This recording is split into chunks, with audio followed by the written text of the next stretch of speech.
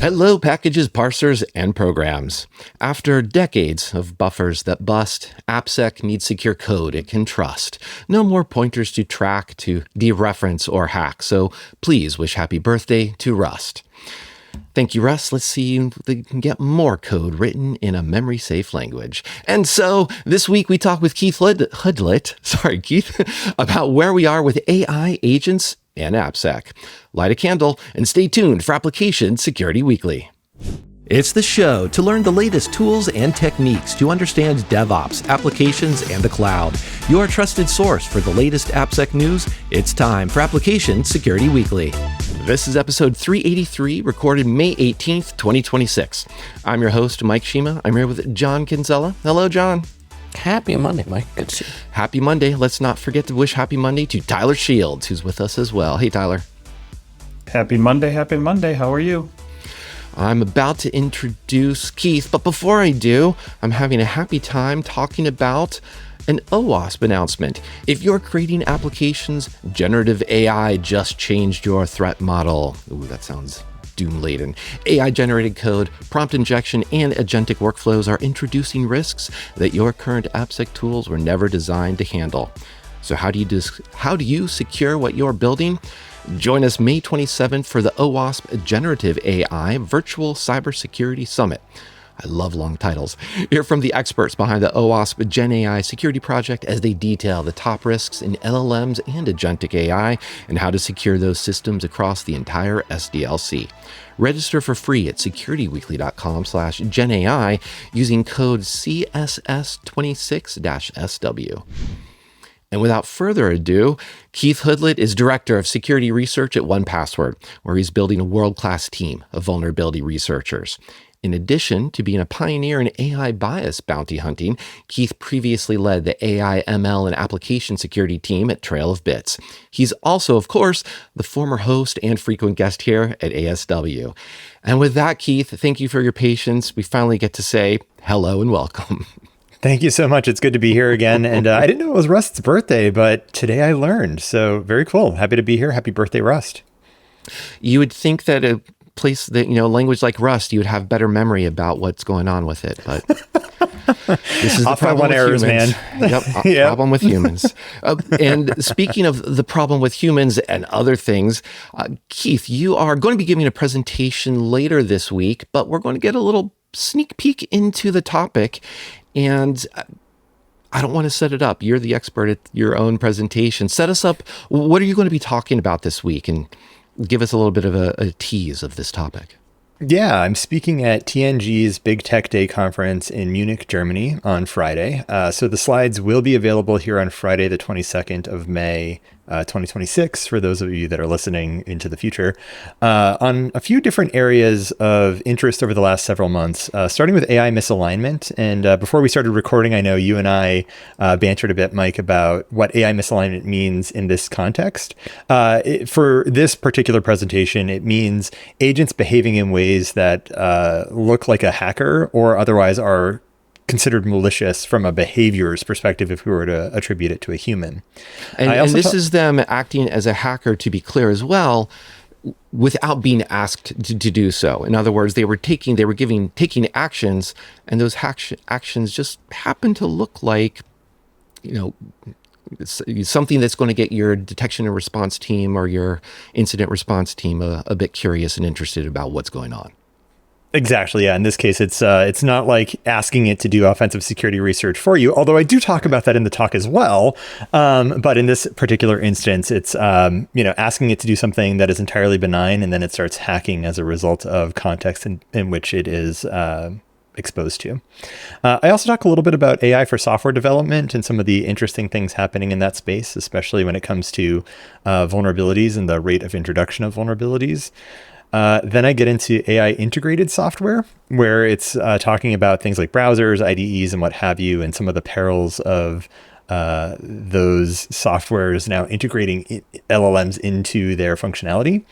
Of course, I don't want to be all doom and gloom, so I also will talk a little bit about how to mitigate attacks against agents or against large language models, and architectural things that you can do as a company or as an individual to harden your system against the types of attacks that I'm also sharing. So we've got a good table of contents. Now let's start to turn the page and read through some of that. We talked just now a little bit about, you were defining our terms about AI misalignment. Tell us a little bit about why is misalignment a problem for people using LLMs? When it comes to mobile application security, good enough is a risk. A recent survey shows that 72% of organizations reported at least one mobile application security incident last year, and 92% of responders reported threat levels have increased in the past 2 years. GuardSquare delivers the highest level of security for your mobile apps without compromising performance, time to market, or user experience.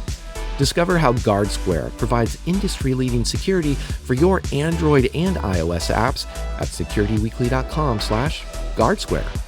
Yeah, so I'm going to go in a little bit of reverse order from where I actually give this in the talk. But one of the things that's very interesting is there's a study that I'm going to be citing from the Center for Long-Term Resilience that takes a look at the last year or so worth of presented AI misalignment or AI scheming, as they call it, behaviors, and is tracking the rate at which credible information is being shared on social media where an AI does something that it's not supposed to. Key example being like the Replit deleting our production database situation that I think so many of us are familiar with. And what's really interesting about that is starting in around February of this year, which is around the time that ChatGPT 5.3 and Claude Opus 4.6 or 4.5, right around that time frame, got released. And the rate of increase that they've measured over that full 1 year span is around 4.9x, an increase in these, people saying, oh, wow, look what my agent did. Now, I know before we started recording, there is a little bit of this confirmation bias happening here, right? Because everybody is talking about this more as they see it more and they're feeling more comfortable discussing it.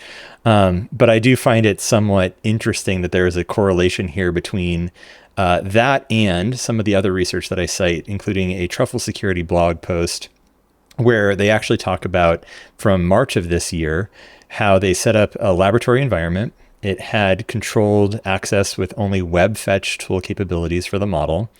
And the pages that they were navigating the large language model to were all basically DNS-controlled replicas of real pages. And in that particular piece of research, the very first page that the agent lands on is a server 500 error that reveals the SQL statement that is supposed to be used for the blog. And thereafter, by around step 12 in the process, they observe in the logs that the agent begins to include prompt injection in the query parameters to the web application fetches that it's making, which to me is very interesting because totally benign input of, hey, just find the most recent blog post on this website. Here's the URL, get me the title, the author, and the publishing date. And then, at the end, it's hacking the web application. And let's play around with these, because to me, it's funny. These are all going to be, I think, Rorschach plots of what how we react to what is going on. Because here we have a website that's returning a 500. Okay, let's throw away what the actual response code is. But the page says it's basically, here are instructions for how to interact with my content. And so Claude, the LLM, is interacting with the content. It just so happens, rather than clicking on links, it's inserting SQL statements, which is what a well-working application is actually doing on its back end in the first place. So I absolutely will concede and acknowledge that it definitely looks like hacking, but it doesn't look like the sky is falling type of hacking, or that it was being extra clever. It was just interacting with the content that was presented.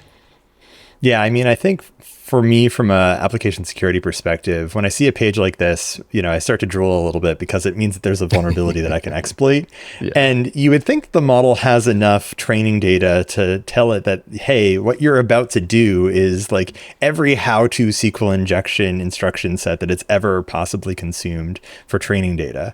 So in the sense that in the four-dimensional array or matrix of token space that it is inferring against, it's somewhere in the world world of hacking from that training data perspective when it's doing this. So I don't want to humanize the large language model other than to say, using human terms for a moment, it's very clearly in the space where hacking is being pulled from for instructions to the large language model. And you would think that the reinforcement learning and safety measures taken by the frontier labs would prevent it from reaching that state under such circumstances. I mean, there are other circumstances where you very specifically drive it there and you want it to perform security research behaviors.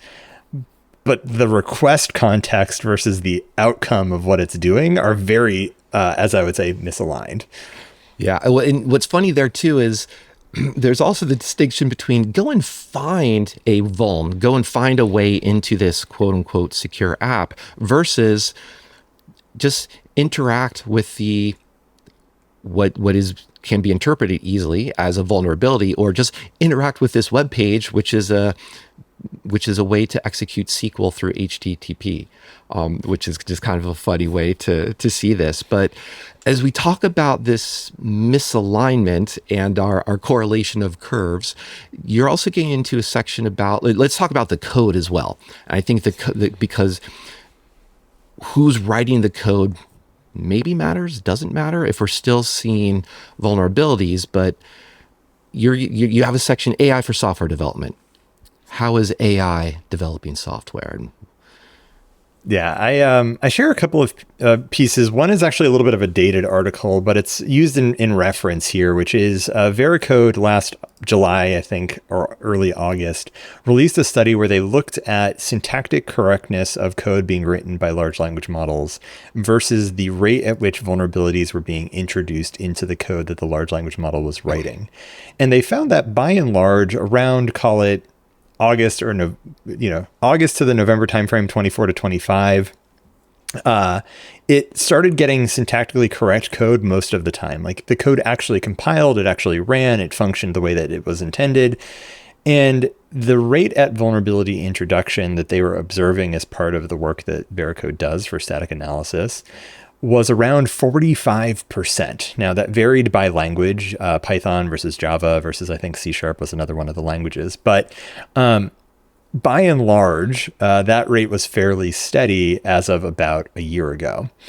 And I use that in correlation to some research that was released recently by Georgia Tech Systems Software and Security Lab, where they released a tool that allowed them to look at the whole slew of CVEs that have been released over the last year or so, actually more like last 6 months, September of last year.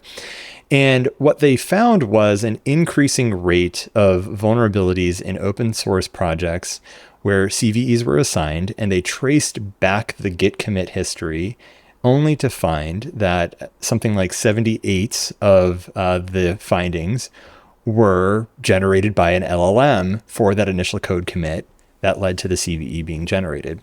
Now, for baseline here, there were 46,831 advisories since September of 2025 to March of 2026. Like, woof. And only 78 of those had AI associated with them. But if you look back to September of last year and the CVEs that were released in September of 2025, it was less than 10. And then when you look at March of 2026, it was somewhere around, call it 35. So clearly there is an increasing rate at which code is being written by AI and vulnerabilities are being introduced by the code that is being written by that AI. Yeah. So it is. Go ahead. I was just going to say, it is the burying the lead is this is a rounding error of the AI code. And some of it, I'd be very curious to how much of that is just resistance of the open source community to accept AI contributions, either by ideology or by policy, in terms of copyright, being able to, who can you sign a contributor agreement, that type of thing. But an aspect here would be the density of vulns within the code as well, like, defects per 1,000 lines of code. That's where I would be curious, does an LLM look different than a human in terms of the rate of flaws, security or otherwise, that's coming into that? So I don't know where to find such information, but hopefully somebody's looking at it somewhere. I'm not going to say whether or not we are on my team at 1Password, but I wouldn't be surprised if we happen to come out with some research about that this year at some point. So all that is to say, though, that we are seeing, of course, more code is being written in the open source ecosystem that is written by AI. We are seeing a rate at which vulnerabilities that are being assigned is also steadily increasing. To your point, yes, very much a rounding error. But also when we think about the 46,831 advisories created in that time frame, how many of those exist in legacy code that has been around for a very long time is also something I'd be very curious to learn. And actually, if we go to a later section where I talk about AI for offensive security, we see that Mozilla released here just this month a whole blog post on the volume of advisories or bug fixes that they released in Firefox. And when we compare April of 2026, where they had 423 security fixes, versus going back to around, say, January of 2026, where they only had 25, and they had a steady clip of between, say, 17 and 31 over the the previous 12 months, they saw something like a 20x increase in vulnerabilities fixed compared to the average over the year prior. So how many of those have existed and for how long? Like, that's a follow-on question that's worth asking. And so I sort of wonder at what point we're going to see the curve of human written code go down as like purely human written code, and the curve of AI written code go up. And I think we're at that inflection point already. If anything, I imagine AI is now writing more code than humans are. And so now it will be very interesting to understand what is the rate of vulnerability introduction by large language models compared to humans. Errors or bugs per 1,000 lines of code is a good measurement or good ballpark. And we're also entering into an era where we have AI that is helping us find vulnerabilities and finding them at scales that I think almost nobody is prepared to deal with, at least when we stop and we think about the question of how much time is your business willing to assign to fixing AI identified vulnerabilities? I don't know that anyone has a good answer to that yet. Go ahead, Tyler. Hey, yeah, Keith, I have a quick question for you. What is your prediction on that? I love the kind of the two curves you were talking about, right? Like, I think it's pretty clear that if a quantity of AI code has not overtaken quantity of human code, it will at some point, right? I think that's a relatively straightforward observation. One of the biggest problems when it comes to humans is we have to train the corpus of humans to do things correctly, which means a scale problem at a human scale where we have to train not just one bot or AI, we have to train however many hundreds of thousands of developers that exist on the planet. What's your prediction? Do we stand a chance on getting better in the sense of like just training the AIs themselves? Or, we're going down to like training 5 different AI capabilities potentially and saying, will we see when those threads cross a time at which we do see increased efficacy on the ability to write code securely in the first place? What's your prediction there? So similar to, I think, Nicholas Carlini, when he gave his Black Hat LLMs talk, he talked about capabilities at the limit, which is at the point at which like the cost of one more training run does not generate meaningfully different performance for a large language model. At the limit, I think that that includes context windows being at a size where they can consume probably, in the order of trillions of tokens for monolithic code bases on the size of, 100 plus million lines of code. At that point, when we get to that state, there's a potential where enough context can be in the model's sort of frame of view. It's sort of like having, as a human, a vertical monitor that has like infinite size and you can actually still read all of the code on it. When we get to that point, I suspect that the secure code development will be much more robust and the rate of vulnerability introduction is going to be much lower. Today, the problem that we saw consistently when I was working at Trail of Bits for code that was written largely by large language models primarily was it still at that time missed things like you have a auth library that your company wrote and is all code is supposed to make use of. And lo and behold, when a new feature was developed, it would write its own auth library as an example, right? And so now you're adding additional layers of code that needs to be maintained, but also code that is potentially exploitable because it doesn't hook up to all of the same hardened mechanisms that you as a human engineering team have introduced. So I think for now, probably for the next several years is maybe the long horizon here, we're going to continue to see somewhere in the order of, I don't know, call it, this is me just like throwing a dart in the dark here, probably somewhere between 15 and 45% of the code that's written will have some form of vulnerability introduced in it by an AI is my guess. How much humans will write in terms of vulnerabilities they introduce, I don't know. That's harder to measure.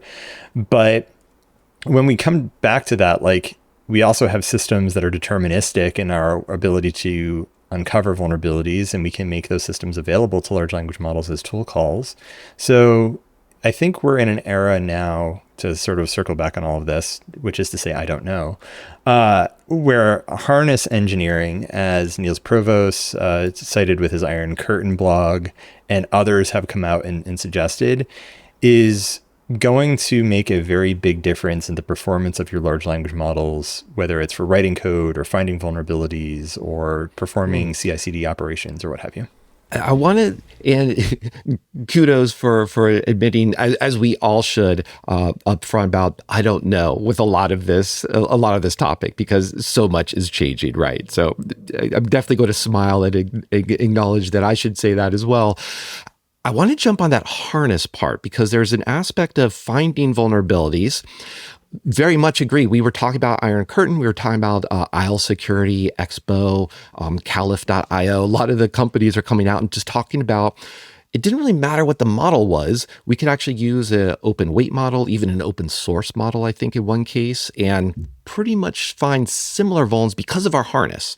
And the reason for that is we can identify when that, if you can enumerate the tables of a database, you've got a SQL injection working. So there are ways to have multiple agents work together, et cetera, et cetera. So that's confirmed. So that was my preamble to set up a shift to what about, is that going to be the same thing as writing code? And I don't mean just writing secure code, but writing code that is well designed, well architected in the sense of what is a good C-based tool that makes HTTP requests look like? You don't have like a good reference to say this is a flaw, this is a flaw, this is a flaw. What is the reference to say this is well designed? Zero trust is clearly the future as threats get faster, quieter, and harder to detect. But implementing it shouldn't disrupt the business. ThreatLocker enforces default deny at execution in a way that remains enterprise-ready, scalable, and operationally clean. Unknown software is stopped cold. Trusted apps stay contained, and drift is locked down across the environment. It's zero trust that works in real enterprises and prepares you for the threats ahead. See why CISOs are adopting it at securityweekly.com/threatlocker. Yeah, I think that's where humans still have an edge here. And I often think about going to the whiteboard and designing the system that you're trying to build in code before you go and build it. That's somewhat akin to when you build an architecture or a harness to perform LLM calls on your behalf in very deterministic ways. There was also a paper last year that was released that talks a little bit about how to introduce a large language model securely, or at least in a risk mitigated way, to the software that you're trying to write, called Design Patterns for Securing LLM Agents Against Prompt Injections. So that was June of 2025 when that came out. And so in a similar way, when I think about using AI, say for offensive research, your harness has to have a few different things, right? You first want to probably do some context compression of the code base. So you need effectively scaffolding strewn about your code base so that you don't have to give the full code base context to your LLM every time, because it can't hold all of that context at once. That's going to get expensive too. Yeah. I know, right? And then what you want to do is you want to connect all that scaffolding together. It's now like connect blocks or what have you. whereby you understand how the different pieces of the code all interoperate, or at least you can give that context compression now to the large language model. And then what you want to do is you want to start pointing it at sensitive files in terms of the operations that are being performed. So if it's making SQL statement calls, if it's receiving, unconstrained user inputs, if it has no guard checks in the process of taking that user input and doing something with it in terms of like processing that input somewhere in the code base. And then you also, once you've found vulnerabilities through this process, you also need to introduce a critic or a judge that basically tries to call BS on the thing that your LLM is claiming is a vulnerability. And usually you want to have a couple of different models doing this, right? Because at the end of the day, the reinforcement learning that went into each model and the process that they've built these models is going to be slightly different. I mean, same training data set, for lack of a better term, with margin of error, but... Yeah, and I think that's still cool. We've got actually an article in the news segment from Microsoft that's also talking about their approach to, I think they have about 8 or so different agents that they put together in different stages, basically echoing exactly what you just described. And my perhaps rhetorical question is, where do we have that for code generation as opposed to just the offensive side of AppSec? And that's where I want to switch slightly and not become too weighed down or fall in that trap of AppSec equals vulns, finding vulns. AppSec, I would love, and this is me tilting against windmills, to be about secure design, creating secure code. So as part of this presentation, how confident do you feel that we can have secure by design, that we can, mitigate this attack? Talk about the defender side here, I guess, is really what I'm trying to prompt you with. So let me pull up my context window here. So in many ways, you can build your own harness for the purposes of software development as well. For example, you can take all of your engineering best practices documentation and make it available to your large language model that is writing code as an MCP server. Just like one good example of like a tool, almost like a reference document through which it can now determine, hey, I'm trying to work on SQL calls. How do I ensure that I'm using an object relational mapper that's approved by the company? Well, here it is in the documentation. There is something to be said for doing a little bit of checking against what I call a quote unquote hit rate, which is like how frequently your large language model appropriately references the documentation versus the work that it's trying to perform in the logs. In the same way, you can do the same thing with skills, right? Like even if you have a hook that makes sure that a skill gets called, it's not 100% of the time because it's a non-deterministic system. And so constraining the capabilities, but also ensuring that you are placing your documentation pretty much right where your code lives is a really good way to make sure that that information gets into the context. And then you're going to have deterministic checks and other things that get automatically run around it. And then sometimes what you'll do is you'll pass those back into an agentic workflow, right? So you'll say, okay, it made some code updates to SQL queries or SQL statements just to stick on that theme. You then have another workflow that identifies that this is a SQL statement. Let's run these tools against it, right? Now you run, SemGraph, you run other static analysis tools, you run some fuzzing against it, and maybe you find something, and then you pass that now as an output back into your agent writing tool, and you say, here's some issues that were found in your code. Here's the documentation that is associated with the way that we do this here in our business. Please fix. And you just run this in a loop, right? And eventually you get an outcome that says, yeah, nothing was found, and it doesn't seem to have included anything anywhere that would lead to an exploitable vulnerability. Hopefully a human will then say, yeah, this is good.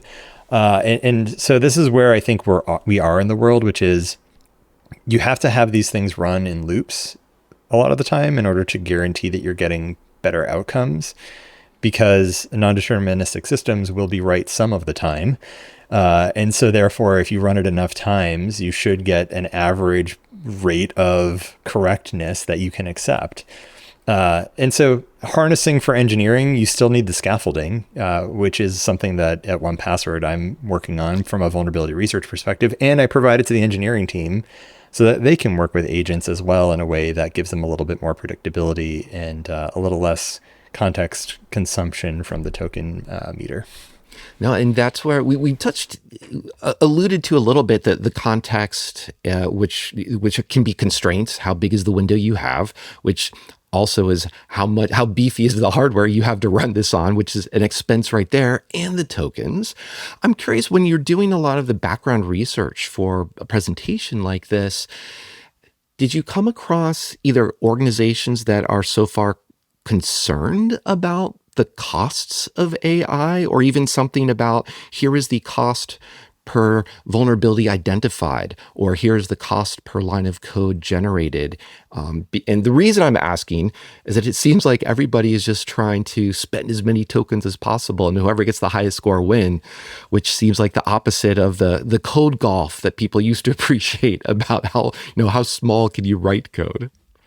Yeah, it's not something that I saw a lot in the research that I performed for this particular talk, but it is definitely something that I'm very mindful of, because I believe there was an article that came out, and I'll have to go back and find it and link it back to you all, but it talked about how writing code with an AI is still more expensive than having a human write the same code for you.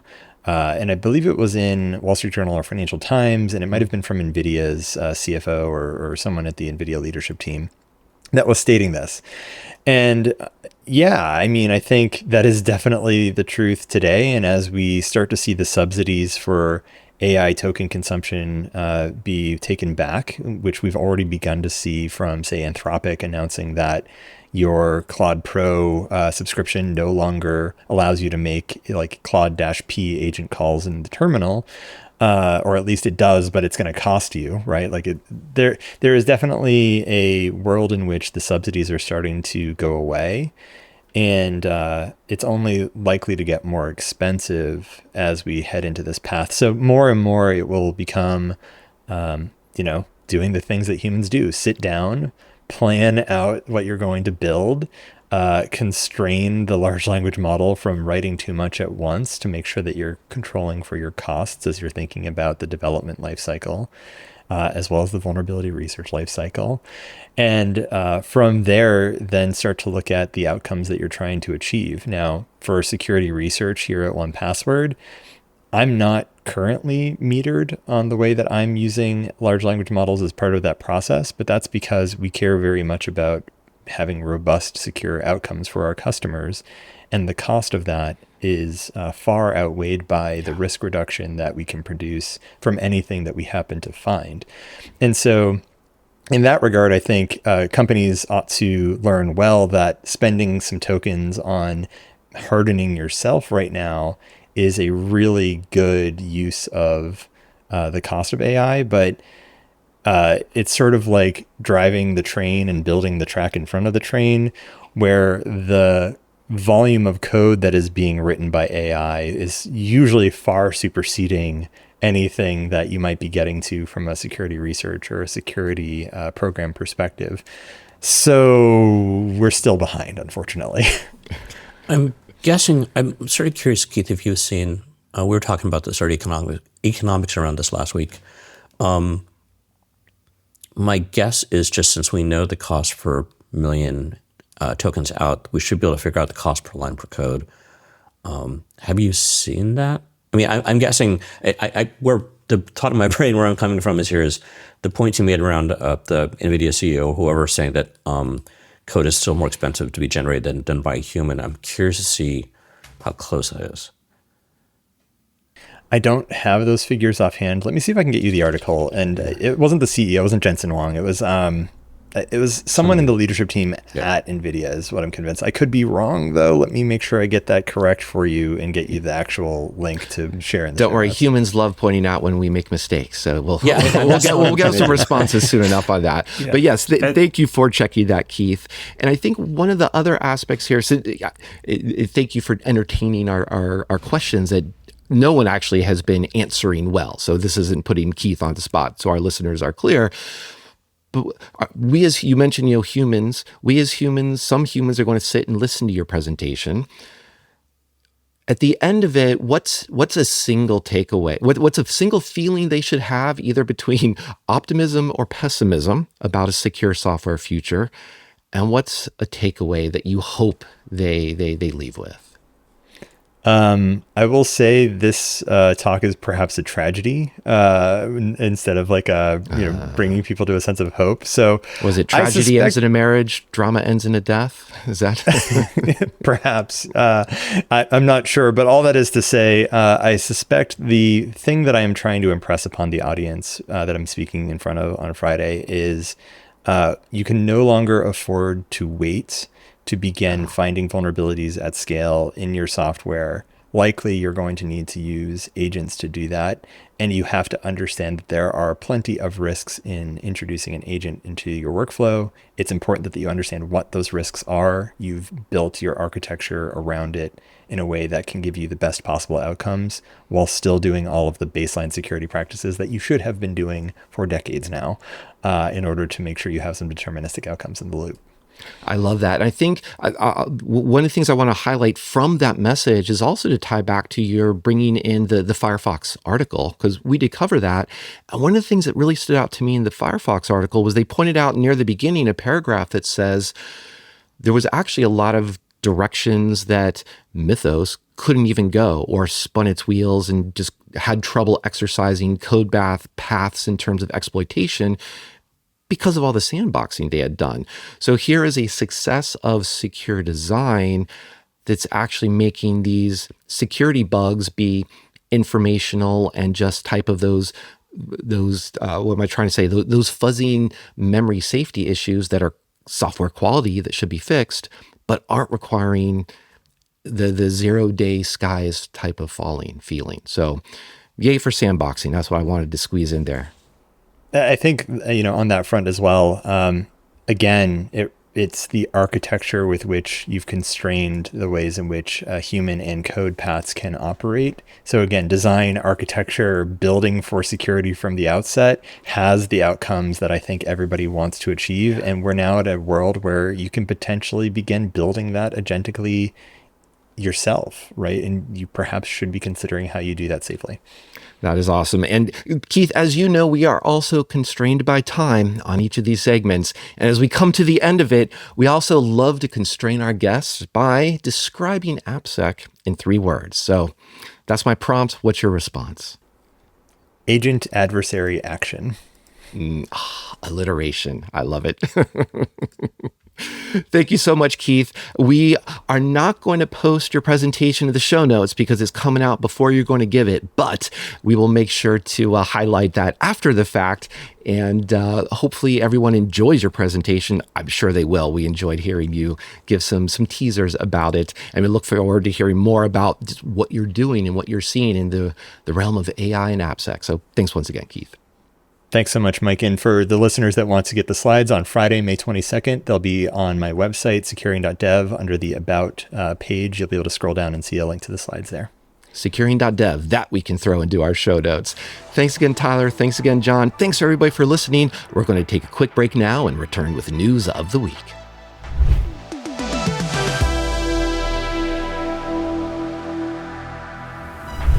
Generative AI is powerful, but it comes with real risks, from prompt injection to data leakage misuse and agentic AI. The OWASP Gen AI Security Project unites a global community of expert practitioners who tackle these challenges every day. Together, they've built practical playbooks, adoption guides, and the OWASP Top 10 for LLMs, resources any team can apply right now to strengthen AI security. And it doesn't stop there. This is open source, built by practitioners, for practitioners, working together to secure generative AI. Visit securityweekly.com/OWASP to use the playbooks and join the effort to protect tomorrow's intelligence today. Welcome back to Application Security Weekly. We just talked with Keith Hoodlet about his presentation preview about the state of AI, its intersection with AppSec, and all of the vuln finding, vuln hunting, and hopefully vuln prevention that we can see throughout 2026. Keith, you're going to have to come back at the end of the year just to check in and see how things are going. I'm your host, Mike Shima. I'm here with John Kinsella and Tyler Shields, and it's time to chat about some news. And we can either say unavoidably or serendipitously with with this segment we have with Keith. I pulled in a handful of articles that are very much about LLMs and vuln finding. The first one is Mythos and curl. So this is from the curl blog. Mythos finds a curl vulnerability from Daniel Stenberg. And it literally is, that's the lead. I like his writing because he doesn't bury it. It found one, which is an interesting contrast to the 270 or so that Keith was reminding us about that Mythos found in Firefox. Now, I will say before I throw over to you guys that the blog post does point out it's not a bragging rights that curl is super secure. He points out that there are other researchers that had AI assistant vulnerability detection found some bugs that were submitted to the system. So they still have on the order of dozens of security bugs that they're fixing. But what's just interesting about Mythos, and I don't know, Tyler, let me throw it to you first.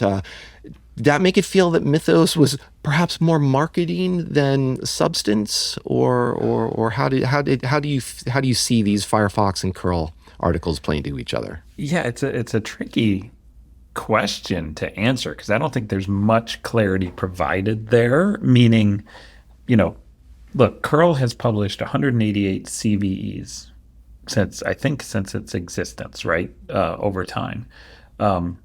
How many CVEs has Firefox found, right? So it's like apples and oranges. It's like saying, we did a security test, or not a security test. We did like a hot lap on a racetrack with a BMW, and we did a hot lap on a racetrack with a Pinto. They're just going to have two different results. So I don't know that I can tease out too much of it, other than to say that maybe just the depth of analysis that had to be done within curl to find some additional new ones does indicate that Mythos, it's deeper. It's able to find interesting things even in a spot where it shouldn't be finding much of anything, right?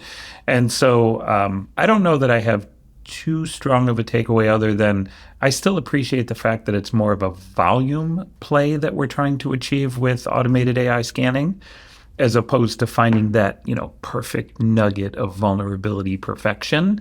It's about, let's just scrape everything we can and squish as many as possible as fast as possible, right? I think it's a volume game.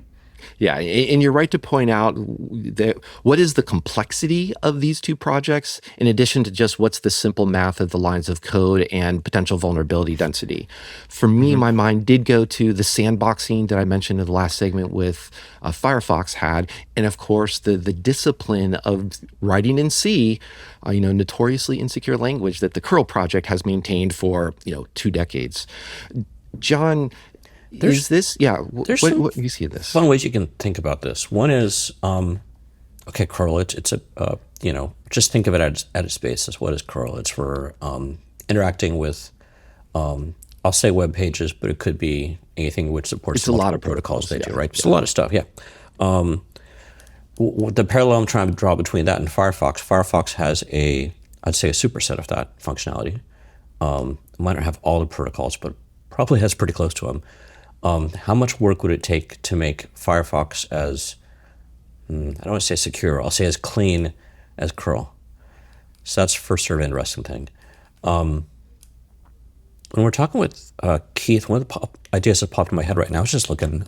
So Opus 4.7 on OpenRouter costs $25 per million output tokens. You can figure Mythos is, I'm completely guessing, I'm guessing twice that. And in's relatively cheap, $5 per million in, but still the output's what you're looking for on these. Play with these things while you can, because I think what we're going to see, we know those who sort of look at these closer, the costs on these things are, most people consider to be discounted heavily as they try and grow market share and do those type of things. We're not going to be able to play with these as openly and freely as we can right now. Not free, but as cheaply as we can it can't go on forever. So get the experience with these things now while you can and sort of get a sense of what they can do personally with hands-on. And then as this stuff becomes more mature over the next year or two, you'll have a sense of what's going on, I think.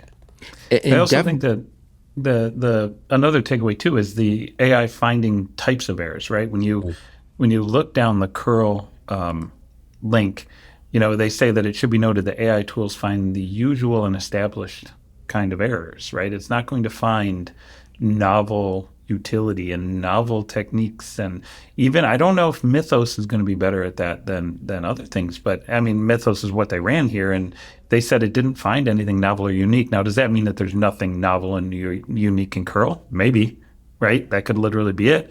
Or it's just, requires some kind of added level of human capability that Mythos still doesn't have. You're trying to prove a negative with that line, right? Yeah, and James, the conversation we had with James Kettle touched on that theme of, is this novel research, or is this just enabling a researcher to be in their human brain to focus on more novel things because it's a time saver, or it's an automator.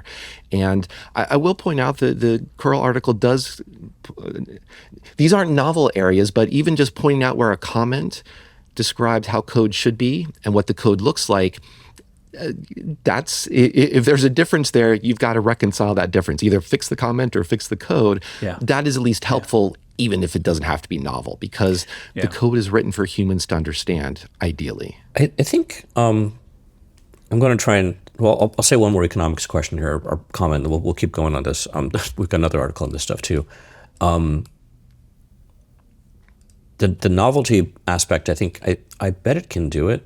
Or I bet it should be able to do it. I mean, that's why a lot of the drug companies are using AI, is to find novel uses for molecules they're already aware of. If you heard me, by the way, my mic was on hot mic, and I went, oh God, 30 seconds ago. I kept scrolling down the prices for a open router. Cloud Opus 4.7, the fast version, they're charging 6 times as much, so $150 per million tokens output. So it really gives you a sense of, if you want this stuff now, and they're trying to figure out how the pricing goes in this. I think Fast just came out last week. But yeah, play with these while you can before you start cranking up the cost on them. Yes, do play with them, and write a blog post about what you find, because I find them entertaining and educational, and that's what we tried when we pulled them in. Here's one, for example, I pulled from depfirst.com. Nginx Rift, achieving Nginx remote code execution via an 18-year-old vulnerability. And old vulnerabilities are always fun, because it begs the question, how did this survive? So many eyeballs, so many fuzzing, testing, et cetera, et cetera. Nginx obviously is not a obscure project. So it has been, I think it's safe to say, scrutinized in one way or the other. But there are two takeaways for me. One, and they're less about what the vuln actually is. The vuln is a logic error in the rewrite module that basically that plays with regular expressions, which is a personal love of mine. But if you have a question mark in there, you basically get an off by 1. But that comes through, and I'm hand waving a little bit, because of the complexity of the state module, the state machine that Nginx has to parse an incoming request. And it's that state machine that is hieroglyphics if you're a new developer trying to understand and look at this. And it's also where it can be very brittle. And we've talked about in the past, I think there was an effort to rewrite the state machine as well to make it harder to make these types of mistakes. And so it starts to lead to me about, can an LLM rewrite this code in a more robust manner, et cetera? This to me is almost a complexity story that makes me curious about LLMs writing code, not just finding vulns. I don't know if that triggers the same type of reaction with you. I see, Tyler, you're perhaps not buying my story here. AI is accelerating how software gets built and how it gets attacked. Most teams still rely on periodic pen tests, which leaves gaps in coverage and means findings remain theoretical rather than proven. XBOW is an autonomous penetration testing platform that mirrors real-world attacks and proves which vulnerabilities are actually exploitable.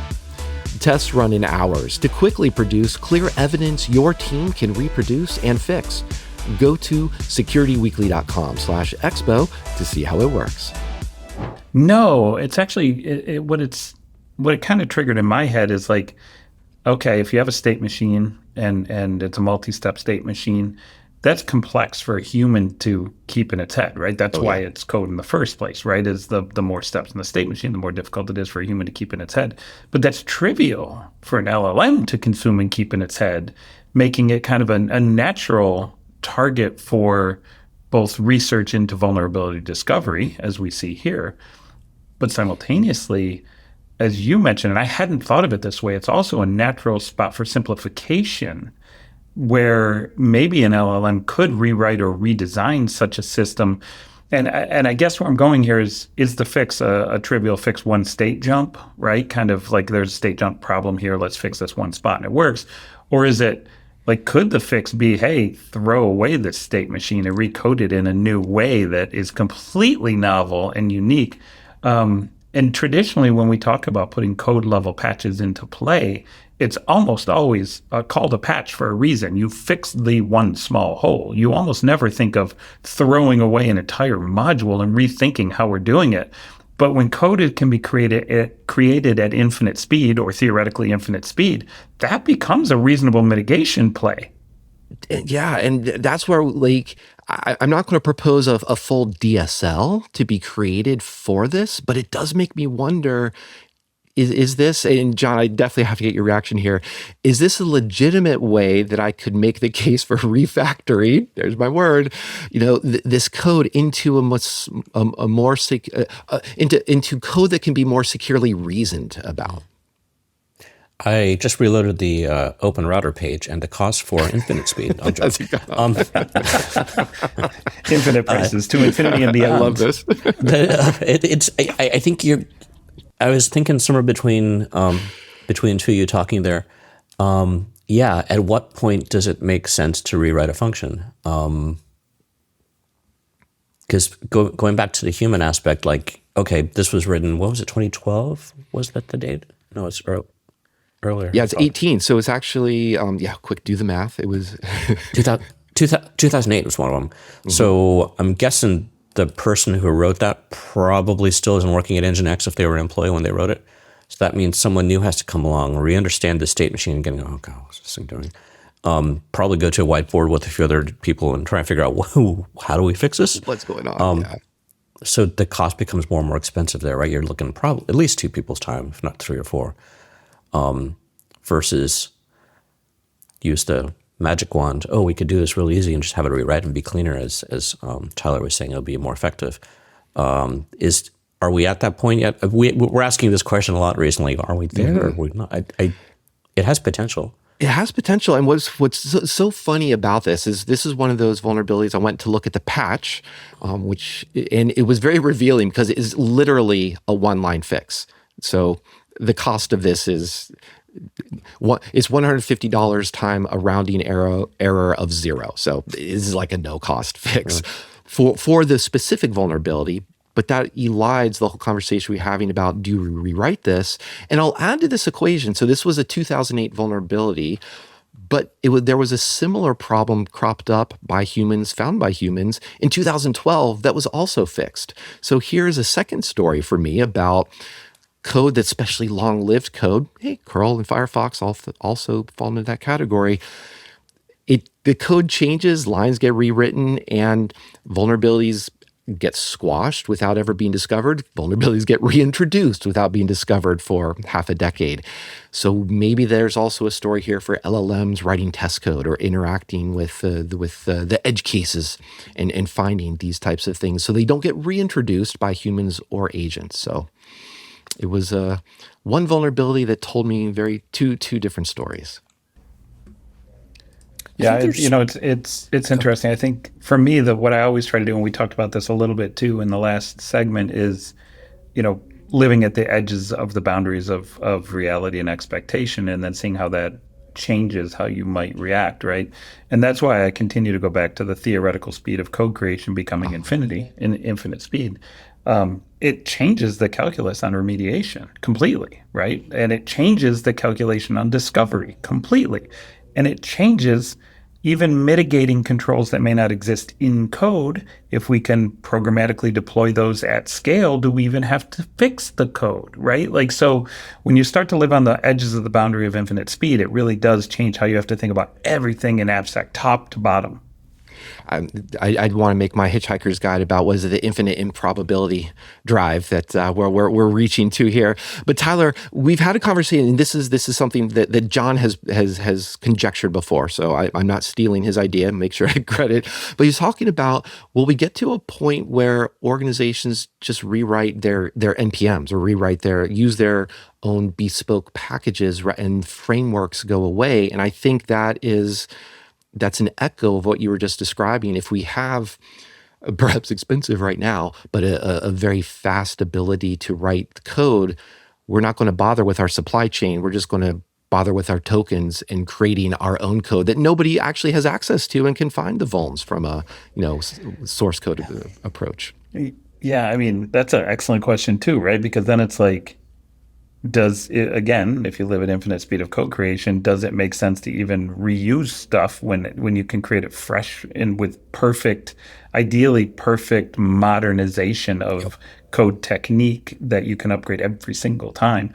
Or do you point your lens at the packages and rewrite all of those, refactoring all of those as necessary to make sure that they're maintained? I don't know. Like, I think it's an excellent question that I think somebody should sit down and do like a research, kind of like a theoretical physics style research paper on what the true impacts on AppSec of infinite speed code creation across the complete stack could be, because you're bringing up another excellent point on it. And the modernization also speaks to an article from Go that we covered, I can't remember how long ago, but it was one of the Go checkers that was basically a modernizer, and it was pointing out at the time that a lot of the LLM generated code was generating code that was the old style way of writing Go, or it wasn't the modern idiomatic version, just because that's what it was trained on. And so this was a tool that basically helped keep systems at the bleeding edge, which is helpful for modernization, helps minimizing, I won't say avoid, tech debt, but also just a lot of it was more readability. So I think that's just firing my neurons to build some more of that research that you're proposing here. Now, I know we're pressed for time. I just want to squeeze in one more article. Probably we can get through this very quickly. But in the spirit of Iron Curtain, that a harness from Neil Provost that Keith mentioned in the last segment, Microsoft has entered the chat. They have a blog post, Defense at AI Speed, Microsoft's new multi-model agentic security system tops leading industry benchmark. Now, forget the last part about the very much this is a marketing blog post, just like there was a lot of marketing within Mythos announcement, etc. But the point here is that they are reinforcing the idea that it's more of the harness that is helpful for identifying bugs and not the specific model itself. And they're also benefiting that they pulled in a lot of members from Team Atlanta. This is one of the teams this is the team that won the AI Cyber Challenge recently. And the article goes through the success of finding vulnerabilities within their own proprietary code. So code that hasn't been seen or trained by models before, and it contributed to Patch Tuesday. So yay, Microsoft entering the chat, and would be curious if they've got the budget to perhaps spend on the infinite code, infinite money to run some Azure, spin some CPUs and GPUs in Azure. So that's the best I can say. Let me throw over to Tyler and then John to take us out. Tyler, anything special jump out at you from this? Yeah, what I liked here, and this goes to your harness point, and I'm learning this rapidly with my own AI development projects that I'm doing. It feels like if you try to jam too much into one AI, like a Mythos, let's just point Mythos at something and say, go find vulns. Mm-hmm. The context gets massive. It gets very expensive. And I would argue it gets less intelligent the larger the context becomes. Because it's just like a human, it still can't find necessarily everything that it's looking for, right? And so when you break those down into specialized agents, orchestration agents that kind of communicate with each other and have a slightly more sniper style view or a smaller aperture into the context that's needed to make a smarter decision and a smarter specialized decision, you allow the agents to communicate amongst each other to kind of pass context back and forth, you achieve two things. One, you achieve a deeper knowledge or a deeper analysis potential within a smaller aperture. And you do it at a cheaper cost, potentially, because you can optimize for your model choice. And that's essentially what I got out of this article when I read it, right? They broke it down into prepare stage, scan stage, validate stage, dedupe stage, prove stage. And you can put, Sonnet on one and Mythos on another and OpenAI on a third, and you can use what's best for the individual specialized moment in time within the process. And I think what we've learned at least I have learned very recently in my AI development, is if you try to jam everything in there, it's really hard to kind of keep it going and keep it really smart. If you break it down and then allow those neurons, so to speak, to communicate with each other, you create this more distributed model. I am not an AI expert. I would love to ask that question of somebody who truly is like an AI ML leader in the field. Like, is that really how it works? But that's kind of what I got out of this article that they're proving. Yeah. John, take us home. So it's not quite so much neurons. I know you said you didn't mean that exactly, but yeah. There's some of that there. You see, there's a graph out there in some white paper somewhere. Sorry, guys, where like they show the I'll say accuracy is probably there's a better phrase than that, but how accurate basically the model is on generation as the size of your tokens goes up, of your context goes up, excuse me, that the accuracy just drops like a reverse hockey stick. I think that's going to be fixed in time. I think that's a temporary thing. So I'm not too concerned about that. I think this is what the first neuron in my head that triggered on this article in towards the end of Keith's talk. The slides he's publishing Friday, he goes through, I think he said there's 5, he's quoting another paper. Basically, how do you make these things secure for work? How do you get them to, they had 5 different patterns. And that's sort of what this smells like a little bit to me, is that someone said, oh, let's do something like that. And those steps as you went through sort of calls to that. What's interesting to me, though, at the same time, while they found 16 vulns, or they published 16 fixes, patches in, May's Patch Tuesday, I think they said for this. Mm-hmm. There's a chart near the top, yes, Mio charts, that shows success rate for these models. And for M- with their multi-models, it's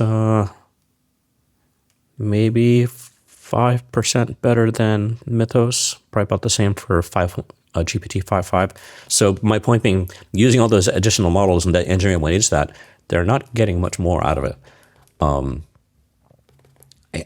I wonder if that graph is really reflective, or that chart's reflective of what the experience is like. But it feels like and we see it, right? We're at this point where we're like pumping so much money into this stuff, and the results are smaller and smaller to benefit us. No, indeed. And with that, thank you, John. Thank you, Tyler. I'm going to have to riff on Spaceballs at the moment and just say I'm surrounded by neurons. So thank you for all of those metaphors. Thanks, everybody, for joining us. Please do remember to subscribe to the show, check out our show notes, share us on the social.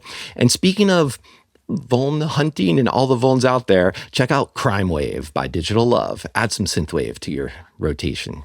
We'll see you next time on Application Security Weekly.